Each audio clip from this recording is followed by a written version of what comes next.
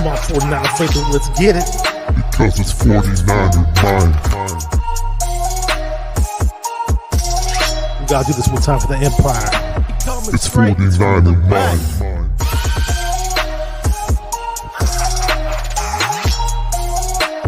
It's 49er mind. We gotta get that brick by brick real quick. 49er mind. Yeah, Yo, we can't listen to them haters, man. 49er mind. We from the Bay. 49er mind. We them San Francisco 49ers. 49er mind. We got that red and gold blood inside us. 49er mind. What is up, everybody? How's everybody doing? Welcome to another edition of 49er Minded. I am your host, Bashar, and I'm really excited about this show. Been excited about doing this show for quite some time because I have a very special guest going by the name of Jessie Naylor. If you guys don't know who he is, you may have seen him on the Grant Cohn Show. You may have seen him with Jack Hammer on the Hammer and Nail Show. He's done stuff with Jason Aponte. He's a writer for Sports Illustrated, all 49ers on sportsillustrated.com. And without further ado, we're going to bring this guy on here. How's it going, Jesse? What's up, my man?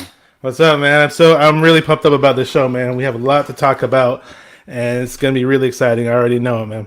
Yeah, I'm excited too. Listen, you started with that countdown, and I was a little worried that I wasn't going to get the 49er Minded intro, so I'm glad that it came through.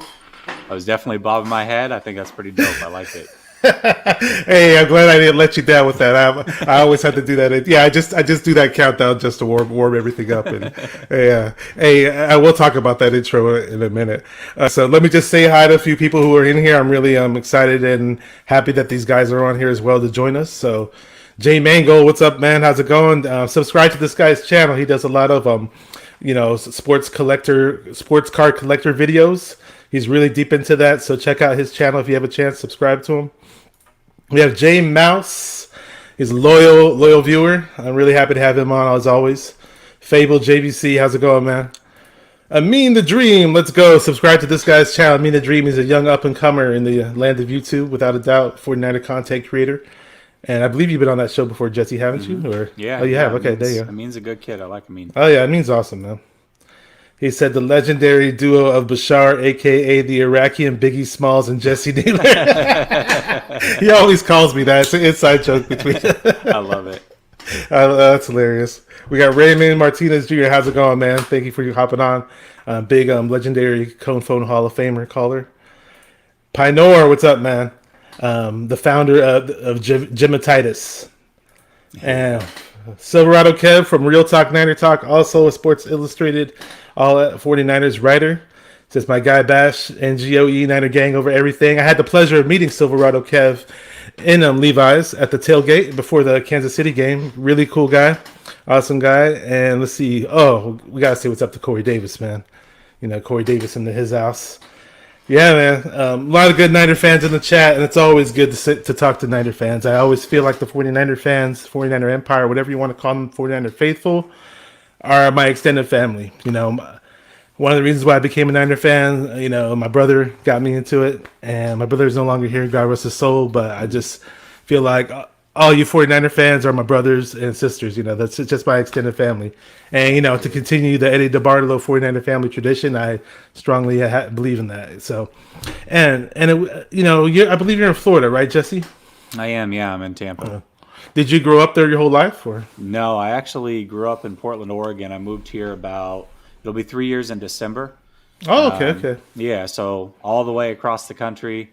And, you know, it's a big reason why I hate Seattle so much because while I was in Portland, obviously I'm close to Seahawks fans, which didn't seem to exist until 2012, and that's real talk. But also, when they came over to the NFC, they took all the Fox games away from the 49ers, so I wasn't able to see my 49ers. And so the hate started before Seattle was even a threat, and it just continued as they got better, and now we've got a great rivalry, so...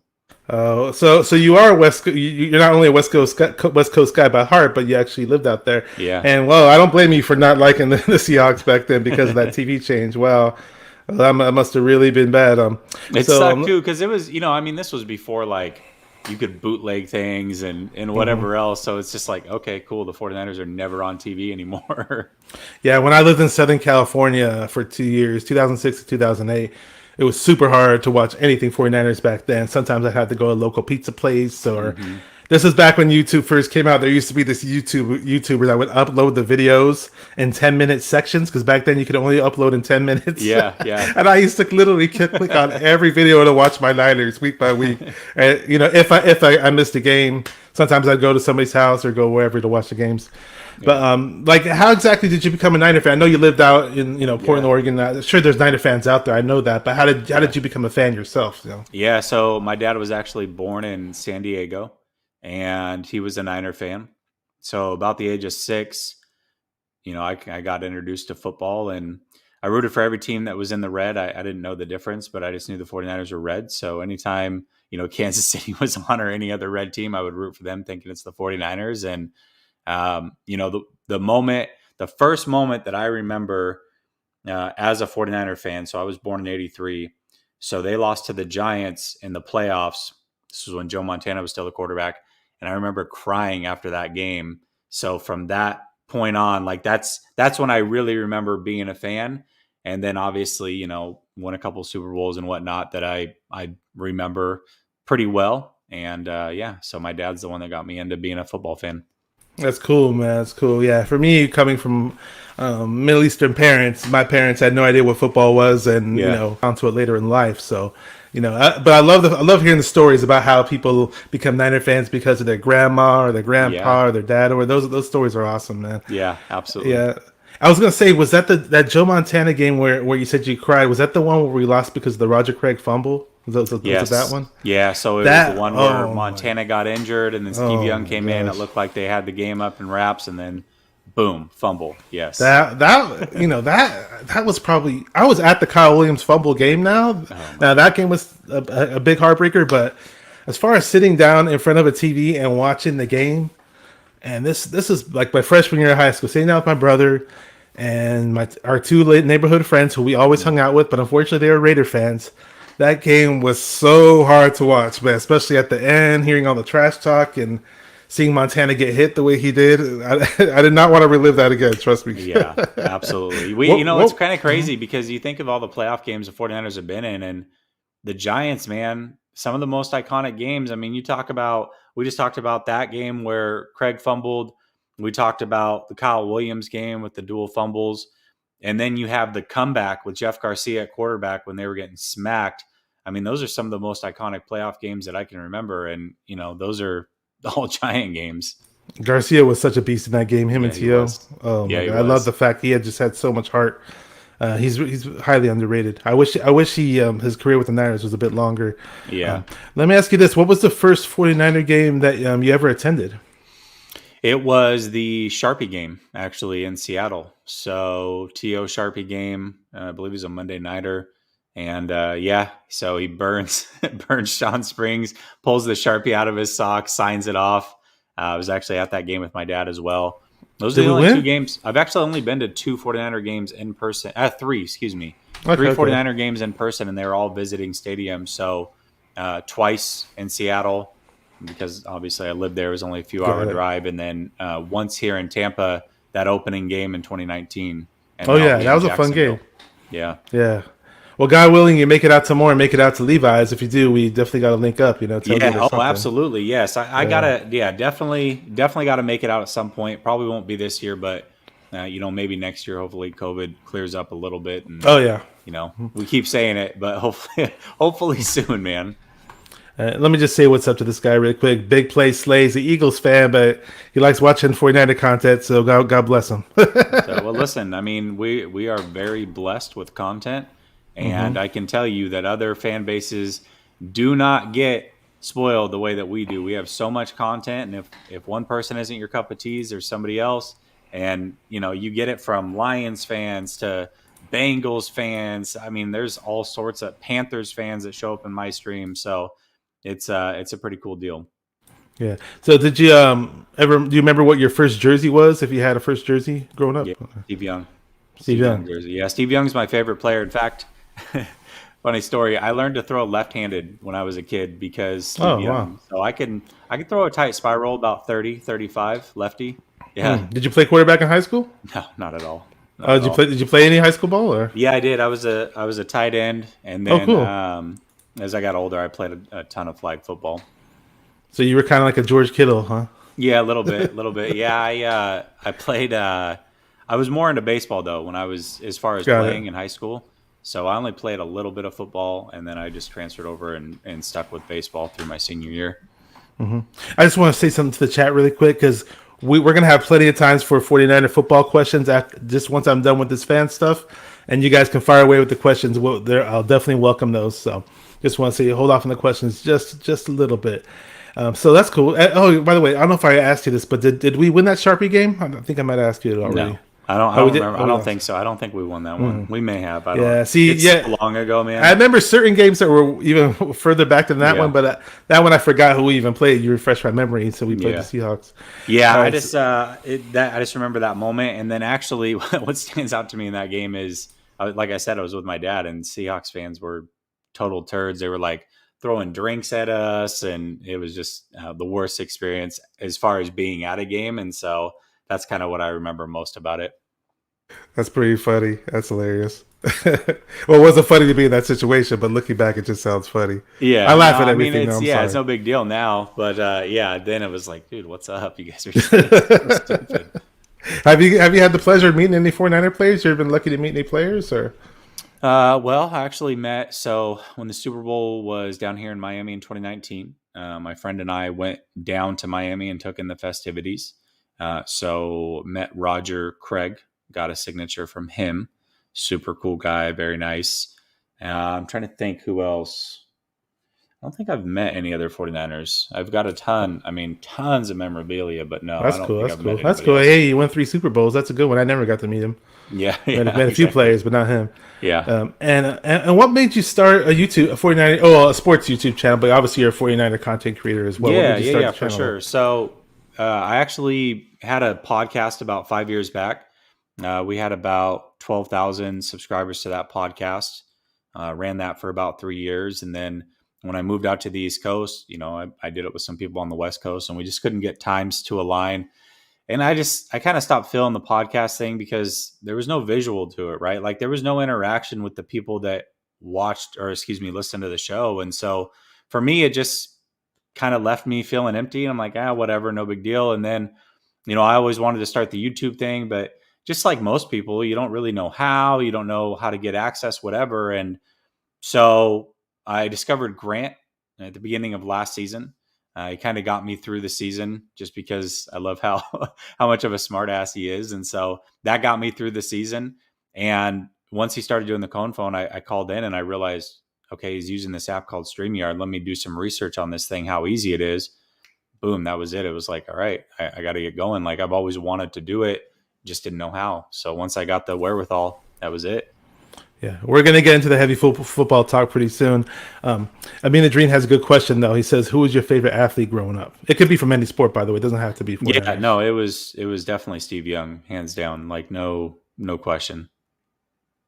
Yeah, I never got to meet Steve Young. The closest I came was I should have walked up to the guy because I know how cool he is. Yeah. But I was at a Golden State Warriors game. This is from 1991, actually, when the Golden State Warriors had defeated the San Antonio Spurs. I was at the game with my brother and my father, and courtside at the end of the game was Bill Walsh, Ronnie Lott, Steve Young, Eric Davis, and a few others. And I was about 15 feet away. I was like, "Hey, Steve Young," and he like waved back or whatever. But I should, I was kind of like, I felt like I didn't want to invade their personal space. Starstruck a little bit too. Yeah, I was. I did, because and on top of that season I was a volunteer for the Warriors, so I knew certain pro athletes did not want to be bothered. I had a funny encounter with a couple of the players at one point too, so I knew about that.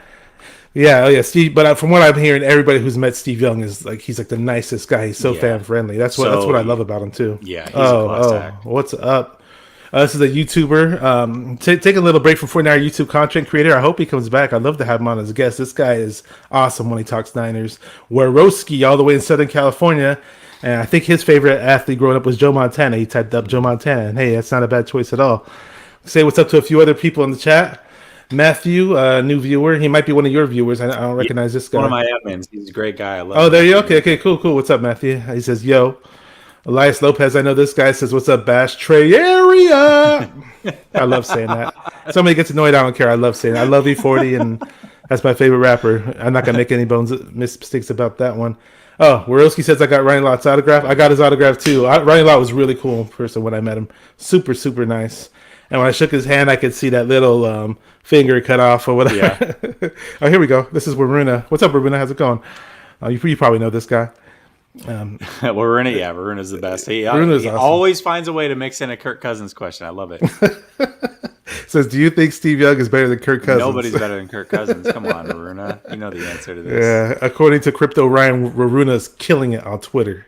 Waruna's awesome, man. Waruna's the king of sarcasm. He is. I love it. Raymond Martinez says no one's better than Kirk. One more personal question here. Yeah. Before we get going to the heavy football talk. Actually, there's gonna be two more.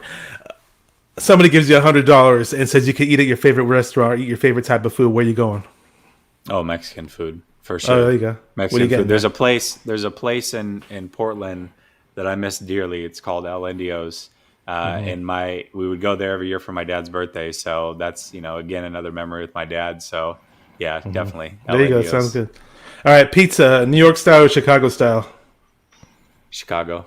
Okay. You like the big hearty stuff, huh? That fills you up. Yeah. It's tasty. I ain't gonna lie. I'm a big pizza connoisseur myself. I have a pizza oven in the backyard, and I watch about 30, 40 videos how to make New York pizza, so I got it down. Let's just say that. All right. Hey, listen, if I come to a 49er game, I'm going to hold you to that. You're making some pizza now. Oh, yeah, without a doubt. We'll celebrate with some pizza after a 49er victory. All right, so today we had I'll talk about the roster breakdowns, but we did play the Raiders, and was there anything that you liked from that game, from the Raider game? Anything in general? Yeah, you know what, and I've talked about this a couple times throughout the offseason. Not particularly about this game, but I just like the way that the defense is being schemed up, man. New York pizza tastes like clay. Nice, Matt. Nice. So for me, just the way the defense has been schemed up, I think there's a lot of questions losing Robert Saleh. What was the defense going to look like? And, how was DeMeco Ryans going to play it? And I thought early on, I said, I think there's going to be a lot of cover one. I think there's going to be a lot of blitzing. And I think he's going to be a very, very aggressive defensive coordinator. And he's kind of shown that, So for me, it gets me excited. I love aggressive defenses. Obviously, the 49ers have had a lot of great defensive players over the last 10 years. Very blessed with that. But I feel like under Robert Saleh, they weren't aggressive for whatever reason, whether that was, Sherman or having to play 3 and 4 behind it. But this new cover one look, cover 0 sometimes, just all out blitzes, I'm all for it. So that's what's got me the most excited is this defense. And cover one, for those of you laymen out there, it's just a single high safety. They don't have two safeties back. Usually when I play Madden or me thinking about today's day of football, I'm a little bit conservative on the defensive side because I'm thinking, you kind of need two safeties back because teams are throwing the ball like crazy. Yeah. But what you're saying, though, is true, though. The defense has looked exceptional this preseason. Now, it's only preseason. We have to see it in the regular season games. But just imagine how good that defense is going to look when you have Sampson, D Ford, Bosa. Now, they say they might be on limited snap counts. But, hey, now we have Sosa, Samson Ebukam, and Arden Key to help them out as well. And not to mention Willis looks like a beast when he comes back. Yeah. Well, I'll say this. Those PEDs sure helped him. He did not look this good last year. That's funny. He did not. And, and I have to say this. Because when it comes to the Raiders, I am going to talk about. I grew up hating them. And the Raiders gave me a lot of crap all throughout my life. So it was the 49ers, the Kings of the Bay versus Mandalay Bay.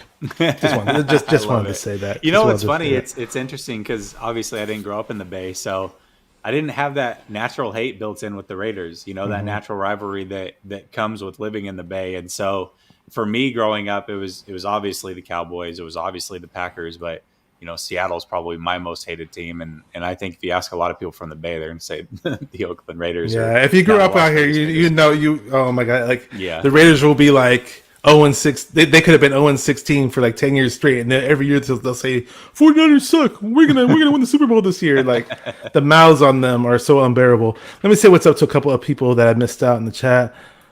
Oh, hang on, really quick. Swan Song, what's going on, man? What's going on, dude? He says Washington Redskins offensive tackle Trent Williams getting Alex Smith after Kirk Cousins is like hitting the lottery. That's funny. Okay. Panama Queen, how's it going? Big supporter of the channel. It's always good to have Panama Queen around. She knows her football, by the way. She's a very, very loyal, diehard football fan. And I think those are the other ones I missed. That's cool. Okay, yeah, I mean, let me see what else we could talk about. What didn't you like about the Raider game? I think I know what your answer is going to be. I mean, I hated the quarterback rotation. I mean, my biggest thing is like, if this is what it's going to look like, I'm out. Like, I'm just not a fan of it. I would assume that he was a little bit more aggressive with it, the constant switches. He just wanted to get them in different positions and different looks, which I'm cool with that. It's a preseason game, but if it's going to be a constant flux like that, like you're not going to win long term that way. So, whether it's Jimmy, whether it's Trey, stick with whoever it is. I don't mind Trey coming in if he's not going to be the starter. I don't mind him coming in on some red zone plays, some 3rd and short, something like that. But I hate the whole back and forth, man. That was too much for me. It looks silly. It was like, it took me back to my days where I used to watch wrestling, when they had the tag team, tag in, tag him out. It was like the tag team quarterbacks, like WWF. Like, it's, I don't know. The only positive I could take from it, okay, it worked because the run game was so damn dominant. For sure. And it probably worked to a certain degree because we confused them. But, I was watching Grant Cohn's show, and he obviously said this, and a million other people said the same thing. Your quarterback's never going to be in rhythm, regardless if it's Jimmy or Trey, whoever's out there. You don't want to see them jumping off the sidelines, jumping in and out of the game like that. It just doesn't make sense. No, and I've said this on Grant's show. To me, being a quarterback's got to be like being a 3-point shooter. You don't just come in last second and be like, all right, listen, you're going to come in the game, and I know you just sat for a series or a few plays, and I need you to complete this 3rd and 10. Like, that's just not how it works being a quarterback. You got to have some rhythm, and you got to be comfortable. And that's not making anybody comfortable. Oh yeah. And one impressive thing that I did like, though, as far as seeing Trey Lance out in the field, I'm pretty sure you saw it and a lot of other people noticed it, is the run game looks a lot more impressive when he's out there on the field. Yes. They have to account for him. Mm-hmm. And he didn't even run on those read options. I mean, one time he ran in the end zone. He just like waltzed in the end zone, made it look easy. But you saw Mostert just busting out some crazy runs, all because they had to account for Trey Lance. Yeah, absolutely. And I guess that was the whole argument this whole time for me, was like, and it still is my argument. I don't know what Jimmy does so good that Trey can't do. Right? It's not. They make it sound like he's an 8-year veteran and he knows this offense in and out and he can read coverages and Trey can't. It's like, I don't know if you've watched Jimmy, but he cannot read coverages. And I've got play after play. I can go just to the Arizona Cardinals game last year, which, I mean, again, this was after a full Super Bowl run. Just in that game, I can find 8 to 10 plays where he is completely befuddled by the defense. And half of those were the most basic, straightforward, obvious. Before the snap, you knew exactly what was coming. He still couldn't figure it out. So yeah, sure, Trey is going to be confused by some of these rotations. And I posted on my Twitter today, the stuff that Kansas City ran against him was insane. I mean, the way that they rolled coverages looked like straight cover 1, then they blitzed 4 over 3, dropped back into a somewhat of a cover 2 look with 2 over, 4 underneath. That's stuff that Jimmy is also going to be confused by. So for me, it's like, I don't know. I don't get this whole thing. I think it's ridiculous, but here we are. Jimmy's going to be the starter. I'm going to root for him, like I said. And, hopefully we go deep, but it doesn't make sense to me. Yeah. Hopefully we go deep with that. But even though Jimmy's not going to be throwing deep. Yeah, that's a fact. Yeah. It's funny because, like, I mean, for anybody who still has any doubt who's going to be the starter, I mean, when Jimmy G was in that press conference, they asked, who's going to be the starting quarterback? And he's smiling, I think I know. Yeah. It's like, okay, duh, of course Jimmy G's going to be the starting quarterback. Right, if that's what they want to do, I'm not going to sit there and yell and scream and curse out Shanahan because of it, even though I wanted Trey Lance to be the starter right off the bat. I did have a little bit of doubt in my head because guys like Jack Hammer were putting up videos saying that Trey wasn't doing the short reads and therefore he was getting sacked in the first game. And, at the end of the day, it's still his first game as a rookie. And it looks like he's a little bit behind the curve when it comes to making those type of reads. And when you mentioned the whole disguise and coverage things, there was a YouTuber that I had just subscribed to like 2 or 3 days ago, and he had this whole film breakdown. I wish I remembered his name because I literally just found him, and I don't remember his name, but he had excellent all 22 videos of how KC was disguising coverages on those blitzes, and of course a rookie quarterback, and Steve Spagnuolo, the defensive coordinator for KC, wasn't playing the vanilla defense at all like you expect in the preseason. He threw the kitchen sink at pretty much at Trey Lance. So for him to make those mistakes, okay, you can make the argument. But like you said, week 1 of Arizona, and I pointed out that week 1 game to plenty of people who were trying to tell me that Jimmy G's a top 10 quarterback, and my argument was he wasn't. Team stacked the box on him. He gets scared. He makes bad decisions, and the recipe for disaster was pretty much from the Kansas City Chiefs in that Super Bowl in the fourth quarter, and it looked like it carried on throughout the 2020 season. We saw it. We saw his bad play because of that. Well, yeah, and see, that's what's interesting, right? Is Jimmy's hangover from playing Kansas City and being befuddled carried over to the next season. Trey Lance started out slow for sure against the Chargers, but that's to be expected. Once he's heated up and got comfortable and got in his groove and realized, like, listen, I'm seeing the field okay here. I'm making the right decisions. He was great, and so I felt like he pulled out of that. And I also find it very interesting. Why do we wait until game 3 when you've already decided who the starting quarterback is? Now you're going to start running read option and rolling Trey out. It's like, okay, I get you want to work on his weaknesses. I'm cool with that. But don't base what you see with his weaknesses is like, hey, that's the only option we have is he's got to stay in the pocket, because that's not how you're going to use him anyways.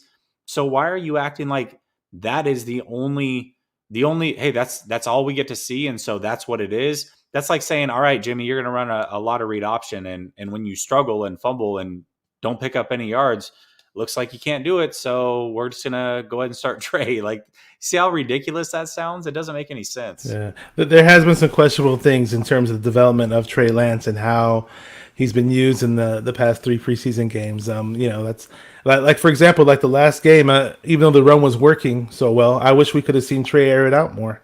Yeah. I thought that would have been nice. And Grant Cohn did make a comparison of Trey Lance to a more athletic, supersized, supercharged version of Carson Wentz. I went back and watched a lot of Carson Wentz's best tape. That there is his best highlights, and I saw a lot of the things where he was doing, where he was rolling out of the pocket. I think Wentz is pretty much at the time was known as an average pocket passer, and maybe that's what Lance probably is right now. And hopefully, just Lance picks up more on the short game and short reads, and when people do those type of blitzes and disguise coverages, because I think sky's the limit for Lance. And whether we see him as a starting quarterback this year, it remains to be seen. It is a possibility, but we'll see. Pinor says something right here. He says, the fact that Suffield got cut says it all. Jimmy is staying on the team no matter what. Yeah, he's definitely. We're not trading him away. He's staying on the team. It's his. I've been saying it all along. It's his job to lose. So if he's going to be there for the full 17 game stretch, that's more power to him. He's got another full season under his belt. So, yeah, he's not going to be the starter all 17 games. I can pretty much guarantee that. What's the over under in Vegas, man? Put your money on it. Yeah, I don't know. I have no idea, but I cannot see a scenario where he starts all season long. Yeah, I'd be shocked. Raymond Martinez said something in the chat. I want to pull it up. Where is it? I'll get to that later. All right, so if I could just remove this. Okay, hi. There you go. And what's funny about that Raider game too? Oh yeah, one more thing about Jimmy. I don't know what he was thinking of. I know Jimmy fans were really excited about the whole touchdown he got, and it's cool that we scored a touchdown. I get it, dude. But like, he thought he was Jerome Bettis or something on that play. I don't know, man. That's what I'm saying. He's a bonehead. Like, he does this every single game, and in this game it wasn't with interceptions, but dude, you make the worst decisions sometimes for an 8-year veteran. And even in 2019, when he had this great year where he was a top 12 quarterback, some people say, whatever, it's like, listen, first of all, I didn't see a top 12 quarterback.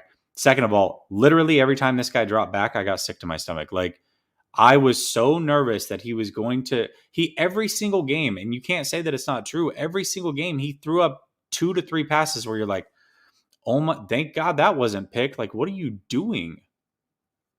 You're cracking me up, man. I have to mute myself every time you talk. Yeah, it's the fact that we went to the Super Bowl that year was awesome. It was great, but I just think there's a huge misconception, and I've been saying this over and over again, that they say Jimmy G took us to the Super Bowl. Jimmy G took us to the Super Bowl. He was there. He was part of it. I give him credit. Certain games he played really well, played really nice, but it wasn't like this guy that carried us on our shoulders all throughout the year. I think they have a very have a little twisted in that sense. And as far as I've said this before too, and I'm not trying to sound mean when I say it, but just like we brought up the whole thing where he dove in the end zone head first, like he's made some bozo decisions in the past, and I'm going to call them bozo decisions because that's what they are. When that run against Kansas City, I don't care. People can say he was fighting for yards and he's a tough guy, and when he was ran out of the pocket and he was heading for the sidelines, every NFL quarterback that I know who's not Michael Vick pretty much goes straight to the sidelines. He cuts back in, and there's a DB sitting right there. I don't know what he saw that we didn't see. And then, next thing you know, his knee buckles or he gets hit and, ACL. So, yeah, if he wants to be the starting quarterback, he's got to be smarter about it. Ain't no bones about it, Yeah, my favorite argument for Jimmy's like, well, he's a gamer. After he throws a pick, look at him. Look how much they score. It's like, okay, so the best thing you got to say about him is that when he throws picks, because he's guaranteed to do it, like he bounces back after that. It's not a good trait to have. It's like, just don't throw the pick. How about that?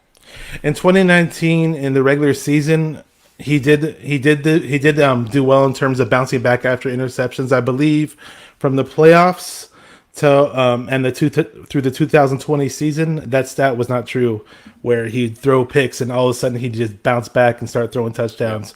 So let me see what's up to this guy really quick. 49er dude, what is up, man? This guy's a rapper. Check out his channel. Subscribe to his channel. Has a song Gold Blooded. Has a song 49er Fresh, which I like, and there will be a new 49er Minded video and song coming out. The video needs to be edited and put together, but once I do, I'm going to release it. That's when I want you guys to hear the video, man, and hear the song, because he put together a really, really nice 49er Minded song, and I super, super appreciate it. I made one too, but his is way better than mine. He's a rapper, I'm not. I'm going to check him out. I like that. Oh, yeah. 49, yeah, if you haven't heard his songs, he's got some good 49er songs. His 49er Fresh video is really good. I like it a lot. To be fair, I may have. I just didn't realize it was him. But well, I'll do the hook. 49er Fresh. 49er Fresh. So if you've heard that, you haven't heard that, okay. People are probably laughing at me right now. It's okay. It's entertainment. Laugh at me all you want. So, all right. So we talked about the Raider game and, the Jimmy G, Trey Lance stuff. We can go back to Jimmy G and Trey Lance later. Yeah. But today, the 53-man roster was released. Yeah. Was there a move that just upset you the most out of all the moves that were made today?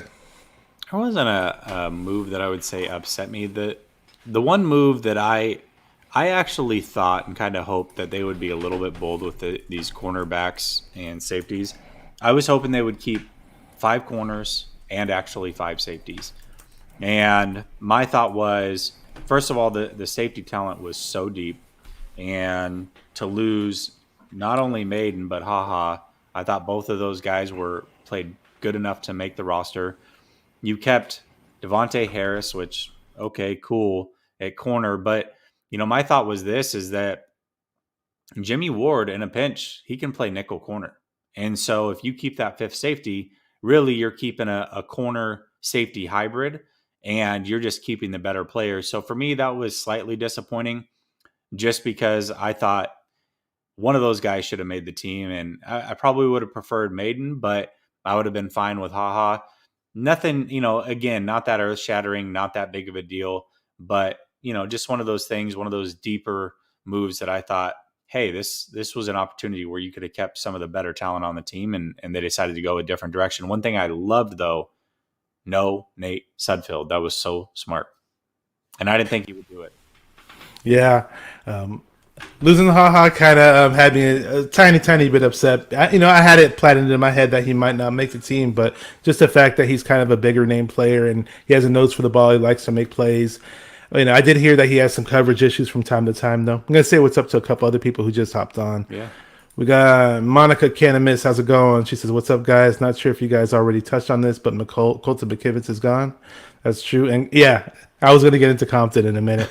I'll tell you what upset me about the Compton thing was because back to the Raider game, I thought Jake Brendel really impressed me.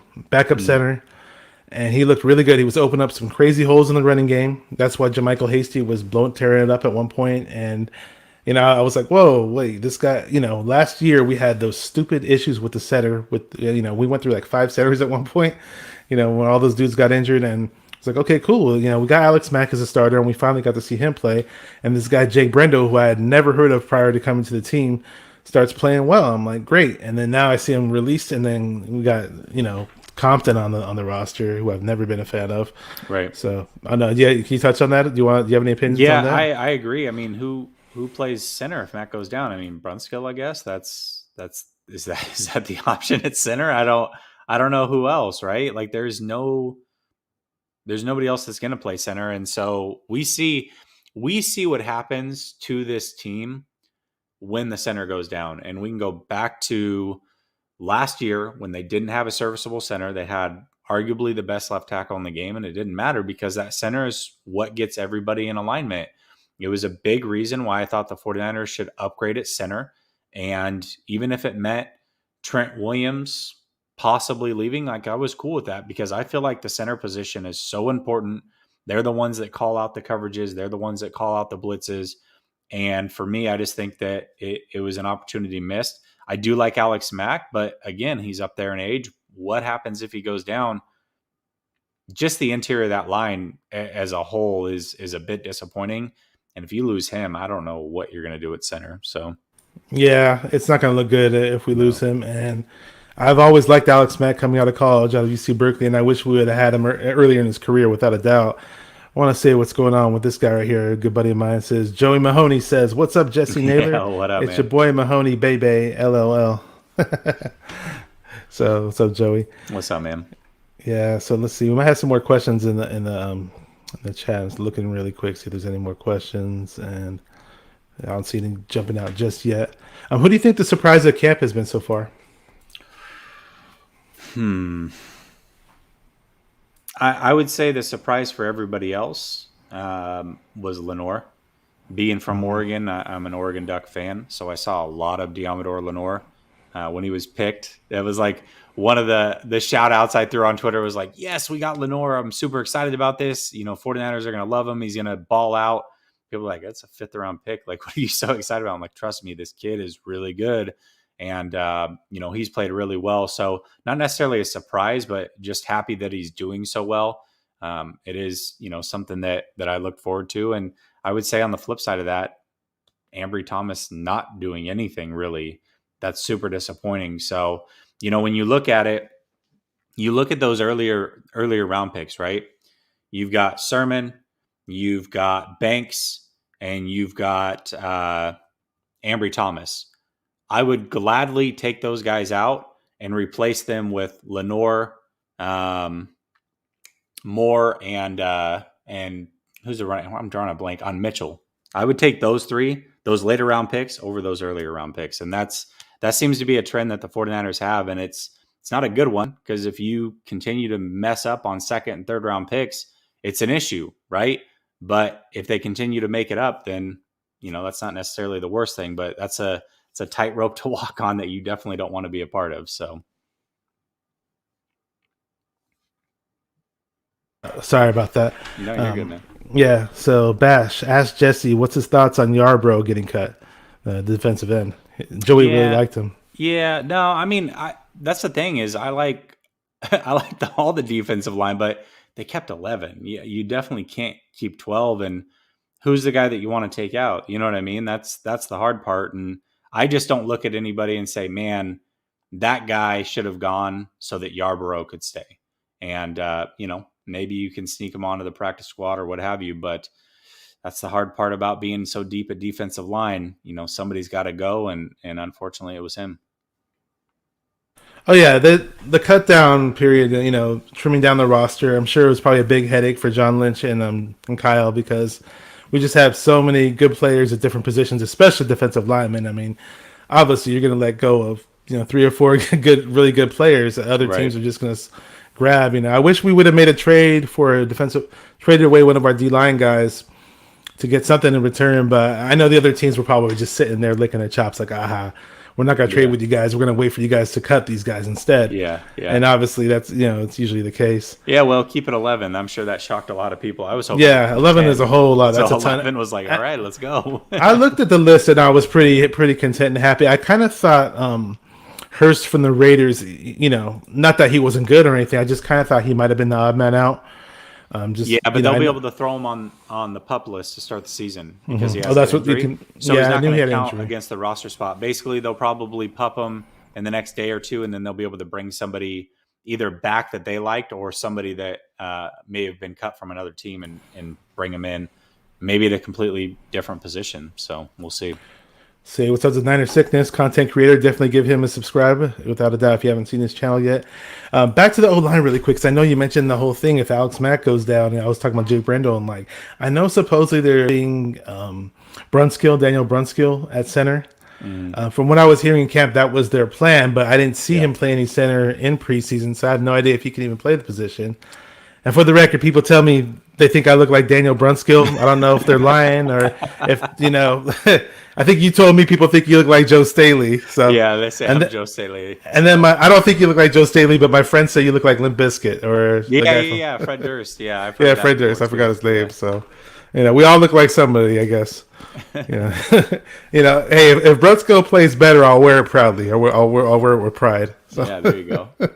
I didn't like his play last year, by the way. The only time Brunskill impressed me, obviously, was when he played against Aaron Donald. But the year before now, in 2019, Brunskill and Justin Skule looked a lot nicer to me. I don't know what happened to them in 2020. I was pretty disappointed with the whole O-line in general in 2020, obviously. So hopefully, I'm a little worried though with the whole O-line depth. I don't know if they're planning on picking up somebody else. I don't like Compton being on the roster, and Sean Coleman recently has a tricep strain. I think he did okay in camp, or at least in the preseason games that I saw, he did all right. I was kind of hoping for Sean Coleman to step up, but supposedly Jalen Moore is looking a bit better than Sean Coleman as of late, from what I hear. So yeah, absolutely. But who has been your favorite player to watch in the preseason? I might know the answer to this question. I gotta say Hufanga, man. It's hard. There you go. It's hard. Listen, for me, it's hard to not enjoy watching him play, not only on defense but special teams. He's just so instinctive, and again, I look at the special teams, and that's a concern for me, right? And everybody talks offense, everybody talks defense, but special teams can and will either win you a game or two or lose you a game or two every year. Last year, it lost us a game or two. The year before, I felt like it was a net zero. It didn't really do either. This year, it'd be nice if the special teams won a game or two, right, for a change. And the way that I see Hufanga, he may get some defensive snaps, but I really think that he's going to make a difference on special teams. And I'm excited about some of the players on special teams. You got him, you got Harris, you got Ambry Thomas. Sounds like Mitchell might be the kick returner. So I am overly optimistic that special teams will be a difference maker this year. So yeah, I've heard Tim Tebow too. Yeah, Matthew says Jesse looks like a mesh of Stanley, as Joe Staley and Tim Tebow. Yeah, I've got. Funny. I did a show with. It was a Rams guy, and he was like, "You look like Tim Tebow, man." Like, I've never heard that before. You're muted. My bad. You kind of got that Tim Tebow persona. Yeah. It was funny. I had Crypto Ryan on here along with a few other guys. We had a panel, and he was asking me, "Oh, hey Bashar, did you see the videos of Tim Tebow trying to block?" And at that point in time, I didn't see it. I was how'd it go? And he's like, "How do you think it went? Welcome to the NFL, son." And I saw the videos. I was like, "Damn, Tebow looks really bad trying to block." Was cut the next day. It's like, I thought with his big body and he's all muscular that. He was just a born football player. I thought he'd know how to block some way somehow, but he didn't look too good. on those videos. So You can't miss that many years and change positions. It's yeah, just not realistic. But the thing was, when he was coming out of college, people were like, "Oh, well, we suggest that Tim Tebow should be a tight end going into the NFL." They were saying that all along, and I was like, "Why didn't he just make that switch right off the bat?" Right. Everybody wants to be a quarterback. Yeah. So Niner Sickness says, I'm happy with the 53-man roster, even though I wanted Gallman and haha, but I love Hasty too. Yeah, I mean, this with the whole cuts, I mean, we're going to have a lot of dudes that we're like, oh, we wanted this guy on our team, especially the running backs and D linemen and even the safeties. I think it's safe to say those are our three deepest positions, D line, running backs, and safety. Yeah, I'd say so. Yeah. What do you think our thinnest position groups are? No, it's got to be. I mean, O-line for sure. Interior O-line, interior O-line, and then corner. Corner, yep. Dude, if Ferret goes down, if Mac goes down, like those are the two biggest worries that I have. So let's pray for help. And you mentioned Diamador Lenoir or Lenore, however you want to say it. For those who don't speak, I don't speak French or anything like that. But I actually picked him like 3 or 4. I did like about 20 different mock drafts. About 3 or 4 times I had picked Diamador Lenoir because I saw that he was rated high, and I didn't really watch him play in the regular season, but I picked up his highlights, and I was like, okay, cool, this guy looks interesting. Not that I was a big fan like you were, but he would always pop up in my suggestions. Yeah. And I even had some drafts where I picked both him and Ambry Thomas, so when we drafted him, I'm like, okay, cool, I'm kind of familiar with who these guys are, and I had picked them on a few of my drafts, so hopefully Lenore pans out, and Ambry Thomas took a year off of football, so it doesn't look like he's going to do too much this year. I don't know, who knows, maybe mid-season he picks something up. But. And I don't want to call him a bust. I definitely way too early for that. It's just worrisome. Anytime, I don't know, for me, anytime you pick a second and third rounder, you expect them to contribute. Second rounder and Banks, I expect him to start. He's far from that. Third rounders, I don't expect you to necessarily start, but I expect that you get some burn and be a part of the team. And it's just it doesn't look like we're going to get that from Ambry other than special teams, which again you can contribute there, but that's not how I expected him to contribute. So yeah, as much as I love O-line and I talk O-line, I don't know how I forgot about Aaron Banks. That was a pick that I was pretty excited about, and I was like, okay, cool, we need the O-line help. This guy looks like he could possibly step right in the same way Mike Iupati stepped in. They said he's a huge, big, strong guy who's great at pass blocking. And could move somewhat for his size, and he hasn't. He played that one game, he didn't show us anything, and even in camp, early in camp, he wasn't showing us anything either. And then he got hurt, so that's a huge question mark about Aaron Banks and whether he's going to develop this year and do something for us or not. Or we'll see. It doesn't help that he wears the same number that Joshua Garnett wears, by the way. Not a good start. I also don't like that they picked him right and. You remember the talk around the draft. It was, okay, they got Sermon. They've got Banks. They're going to be maulers, right? They're going to bully teams. That's what we heard. Now you're going to have the inside zones and traps and all those other things added to what they have already done. It'll just be an extra sizzle, right? What they did was the exact opposite. They said, hey, we like your size, so much so that we're going to ask you to lose weight and go ahead and play in our zone running scheme. It's like, well, why do we do this? The same thing with Solomon Thomas. Have him come in and play out of position. None of it makes any sense. So, hopefully he bounces back. Hopefully he ends up being okay. But it looks like the first year is going to be a lost year, unfortunately. I hate saying that, but you might be right. Jamie Hess, this might be one of your faithful viewers. I don't recognize this person. No. But, okay, he says, hey, guys, speaking of special teams, what has gotten into Wisnowski averaging over 60 yards a kick versus – you refreshed my memory. You mentioned special teams, Jesse, and I was going to bring up Wisnowski. This guy refreshed my memory. Yeah. Man, I was like, cool. We're finally getting to see this amazing, strong, powerful leg that this guy supposedly has. And in general, I think the special teams has looked a lot nicer than I expected. Hopefully we get that return situation figured out. I was a big Simba Webster proponent. I know. I have my biases because he's the cousin of one of my best friends. So there you go. So I knew about him way back he was playing in high school. So and I know his whole family's 49er fans. And I was like so pumped that we got him, and I was at the KC game when he got that nice return and then got the nice jet sweep. So maybe from what I hear, I think they're going to stash him away on the practice squad. That's what I've been hearing. Yeah, hopefully. I don't think any team's going to get him. or stealing them or anything like that. So I think we're going to do that with him. Let's see if we have any other questions. Oh, here we go. This is Swan Song says, I don't know if he's joking or if he's serious. He says, can we get a fourth for Wisnowski? I don't think so. No, not a shot. Oh, man. Oh, here we go. Niner sickness. Uh-oh. Are we talking about a punter? Hey, punters are football players too, right? Yeah, well, they Wisnowski's not your average punter. I think he comes from like a little rugby background or of some sort, and you know he can tackle somebody if he needs to. Listen, I did an interview. Jack and I did an interview with Tabor Pepper, our long snapper. Hilarious! I love that guy. He's one of my favorite. He's one of my favorite players now because of it. So, let's ask you this. I didn't know. You know, I didn't see that. And really quick. Before I get into my other questions, going back to Jimmy and to Trey Lance. I know you had interviewed Trey Lance's quarterback coach, whose name escapes me. Is there Coach any? McAvoy, Sean McAvoy. There you go. Yeah, I watched a bit of those. Is there anything that you can really take away from those interviews that you want to share with us that really stuck out in your head? Yeah, I mean, again, I think at this point we kind of know, but going into it, you know, he dropped some cool nuggets on us. First of all, he's the one, I think it was the first time he was on. As he was on his way out, he dropped, oh, by the way, Trey Lance is going to have a second pro day with the 49ers. And then the next day is when it got announced by the national media. So that was cool. But, you know, just how hardworking Trey Lance is. I know that we expected him to start, or a lot of people hoped he was going to start.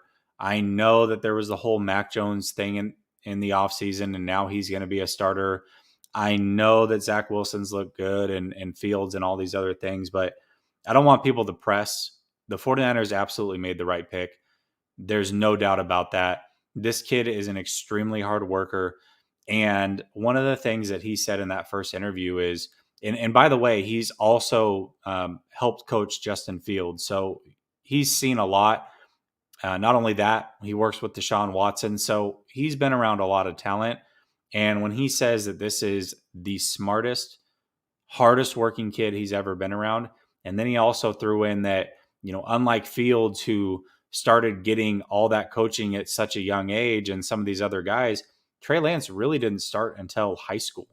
And so the fact that he's been able to grow that quickly with not that many high school games, no real coaching until the end of high school, as far as being, you know, specifically a quarterback, and then just the one full year at NDSU, and to see the strides he's made in that time, and then even the strides he made in that 40 days away from the team, this kid is going to be a stud. And I guarantee you, by the end of the 2022 season, it's going to be very clear that the 49ers absolutely made the right pick. And that's what matters most. All this preseason crap year one, this first year starting stuff. Yeah, again, I would love to see it. I want to see him get as much burn as he possibly can so that he can hit his stride next year.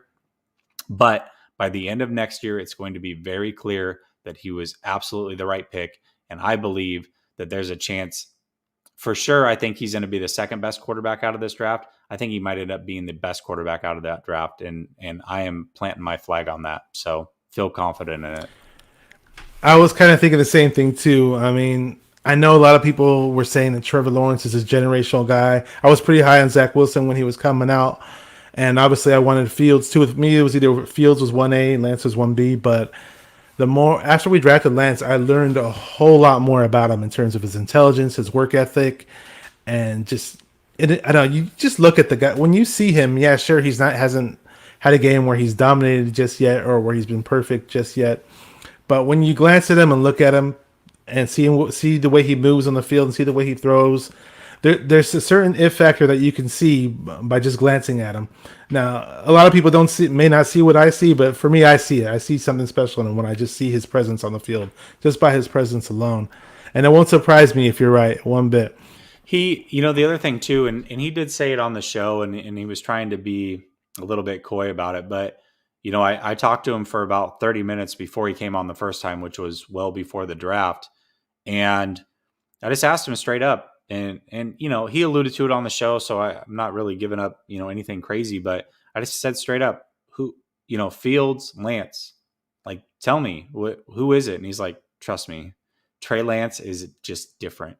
He's so different than anybody I've ever seen. And he goes, if there was a combine this year and you got to see Fields next to Lance, next to Wilson, next to Mack, next to Lawrence, he said it would be clear as day that Lance has the biggest upside and by far the strongest arm out of all of these guys. The way that the ball comes off his hands, he has never seen anything like it other than Malik Willis, who is coming out this next year. And Malik, I mean, if you know anything about him, I mean, they're saying this might be the strongest arm that anybody's ever seen. So that tells you a little something. Oh, that makes me feel a lot better too, because I saw certain things to me that looked special, but I can't voice it. I can't word it, So to hear that from, his quarterback coach and who's worked with these guys, that definitely speaks volumes without doubt. Let me see. Monica had a question here. She said, Jessie, who do you think will be some of the main guys used as protected players on the practice squad? Oh, gosh, that's so tough. I would hope that, maybe Maiden is able to come back. I think that they obviously like what they see in, or what they've seen in him, they definitely like. And next year, chances are Tart's not on this team. And that's somebody that they would love to continue to stash. So hopefully, he's one of those guys that is back on the practice squad and does get protected. I don't think, for me, there's not really anybody else that stands out that's like, oh gosh, we got to have that guy. So we'll see what happens, but I got to believe that having an undrafted guy, he played very well in the short stints that he got. And he's just showing that he's improved so much since last year. I really think that if that's a player they can hang on to going into next year, he definitely will be in that rotation. So hopefully he's able to stick around. I want to say shout out to Tommy Huxley in the chat. Tommy's big supporter of the channel. Tommy's awesome, man. I love saying his name. It's just got that ring to it. We're headed towards the hour, Mike. I'm going to ask a couple more questions before we end the show, obviously. Here's a good one by Amin. Okay. You want to trade? What we got here? This is good. This is good. Okay. I'm staying away from that, man. I got to answer it. Okay, so. You're going to answer it? Okay. All right, I'm going to pay Warner. I'm going to cut Kittle, and I'm going to trade Bosa. If I got to pick it, Kittle is a tight end. It's the least important position of the three. Warner is the leader, the heartbeat of this team. And Bosa, I think you can get the most in return if you trade him. So that would be the smart move. Plus, he's a little bit injury prone. So, yeah, I'm trading Bosa for sure.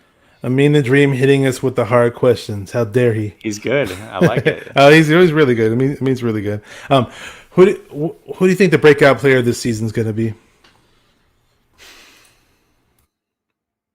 Man, that's tough. It just, I guess it depends on how you look at breakout, right? Well, okay, here's how I look at breakout. I look at breakout as the rest of the league hasn't caught on yet.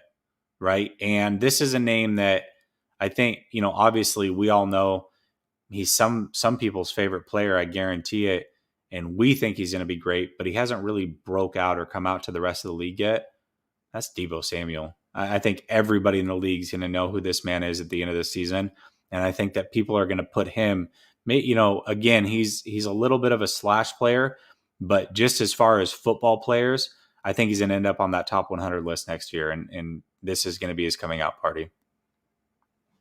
Yeah, I like Deebo a lot, and I heard a lot of great things about camp of him catching a lot of balls downfield, and I think that we can see so much more of him at receiver if Trey Lance was the quarterback, right? Yeah, yeah. And not only that, but just some of those jet sweeps and read options. I mean, he can be a part of that, triple options, all those things. So, yeah, I mean, the game obviously opens up for him, but I just think, listen, if Deebo's healthy, it's a wash. I mean, this kid's going to be really good this year. But I love those jet sweeps. They're awesome. I just wish he didn't get hurt so damn much. So then again, it's kind of like a double-edged sword. Like I love seeing them, but then again, I don't want him to pull another hamstring or anything like that either. Yeah. And I heard he's leaned out a bit to prevent those injuries, but he always has those lingering issues, Yeah. Seems like our whole team is like that. It's like hamstrings are so tough to figure out too, man. I mean, you got to constantly be working on them and stretching, and there's just so much that goes into it. That's a tough one. Yeah. And for me, breakout type of guys, I mean, obviously, I think Sherfield's going to be a big plus. Samson Ebukam, even though these aren't necessarily main starter guys, I just think they're going to be break out as major contributors. And Samson's going to look a whole lot better, in my opinion, in a 49er uniform than he ever did for the Rams. Yeah, for sure. So we hit the hour mark. We covered a lot of topics. Excellent feedback from the fans and from all the viewers in the chat. I really appreciate you guys being here. I had a pretty big turnout for one of my live shows, probably my biggest turnout for a live show. That's cool. Been wanting you on here for the longest time because you're one of a lot of people don't know this, but this is one of the guys who helped me out. When I initially put my channel out, and I was asking him a lot of questions about making video intros and just a whole lot of stuff. And this guy has had my back the whole time on Twitter. He never knew me before, never talked to me before. He saw me on Twitter, me saying that, hey, I'm putting out a 49er YouTube channel, and he did everything he could to help me out and share my name and spread my name out on Twitter. So I really, really appreciate that from the bottom of my heart, Jesse. You're very supportive, and I wish you a lot of success because what you do is really, really good on YouTube, and you deserve a lot more credit that you're getting. Thank you, man. I really appreciate it, and it's I just look at it and say, I know that I got a lot of help from people that I didn't necessarily deserve getting any rub from, and so for me, if I can ever help out at all, I definitely will do that. And I know that it comes back tenfold. For me, I think the more the merrier. I think that we're all so different in this game, and we all bring a different flavor. And I think that that's great. Again, we can cross pollinate and, promote each other's shows. And the better you get, the more subscribers you get, the better that is in the long run for everybody. Because again, I come on your show and you're sitting at 10,000 subs. That's more eyes on me, and vice versa. So I think that we need to do a better job of supporting each other as content creators. It's a competition in a little bit of a sense that, of course, everybody wants to be the best. But at the end of the day, we should all have each other's back. We should all support each other. I do my best. Every 49er content creator that I know, I sub to. I try to hop in a stream at least once a week and just say hi, even if it's for 2 seconds, and jump out. And I think that everybody should support each other that way. I think we should all have each other's back. And so I appreciate the kind words from you. Means the world to me. I'm so happy that you've got a show. It's doing great. And I'm glad that I could be a part of it tonight. Oh yeah, and we had a lot of fun on here. It's been a ton of fun. Before we go out, and I do my normal sign out or whatever. But before I do that, I saw you put out a tweet of all these things that you're going to be on, and plug yourself. I saw that you're going to be on 95.7 The Game, and I was like, I didn't know what show exactly, but definitely talk about that, man. Talk about yourself. So I've been on it a couple times. They have a night show, so I think it's on for your guys' time, 6:30 to 10:30, I want to say, your guys' time. So this will be my third time on there. That'll be tomorrow night. I'll be on with Grant tomorrow night as well, but you can catch me. My Twitter handle is right there at @JNA_LSS. My YouTube channel is Last Second Sports. If you could support us there, that'd be fantastic. And above all, make sure that you support this channel. If you tapped in, this is your first time. I know Matt said that he's subscribed to you now. Anybody else that's not subscribed, make sure you hit that subscribe button for him. Hit that bell notification so you never, ever miss a show. And just show this man some love. We all work full-time jobs. We all have so many other things going on in our life, but this is our ultimate dream. This is our love. This is our passion. And if you can show this man, any love by giving him a subscription and a bell notification so you don't miss a show, I know that he would greatly appreciate it. Yeah. Thank you for throwing that out there. And I did put all of Jessie Naylor's social media info in the description. So if you guys want to find his YouTube or his Twitter, you're more than welcome to. And I appreciate the shout out for the subscribers. More subscribers always helps. Absolutely. And 49er dude, I will, as soon as we're done here, I promise you, I will go check it out and give you a sub. Check him out. Oh, and I forgot to mention this guy, Jesse. I was talking about making the video intros and how I made my 49er Minded song and all that. This guy, Jesse, has made video intros for multiple content creators, and he does really good stuff with the video editing if you see his channel or Jack Hammers or the Dreams. But it's been a great time on here. And I said this last show. I'm going to say it again.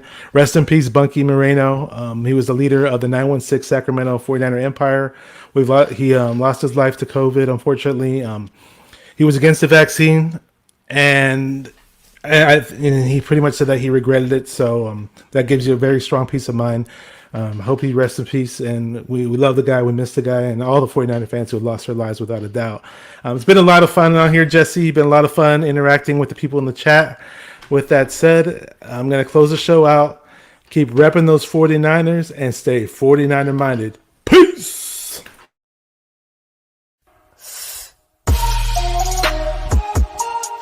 Come on, 49ers faithful, let's get it.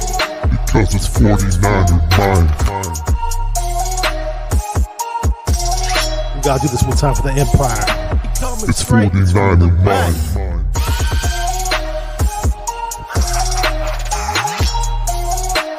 It's 49er mind. We gotta get that brick by brick done quick. 49er mind. Yeah, yo, we can't listen to them haters, man. 49er mind. We from the Bay. 49er mind. San Francisco 49ers. 49er mind. We got that red and gold blood inside us. 49er mind.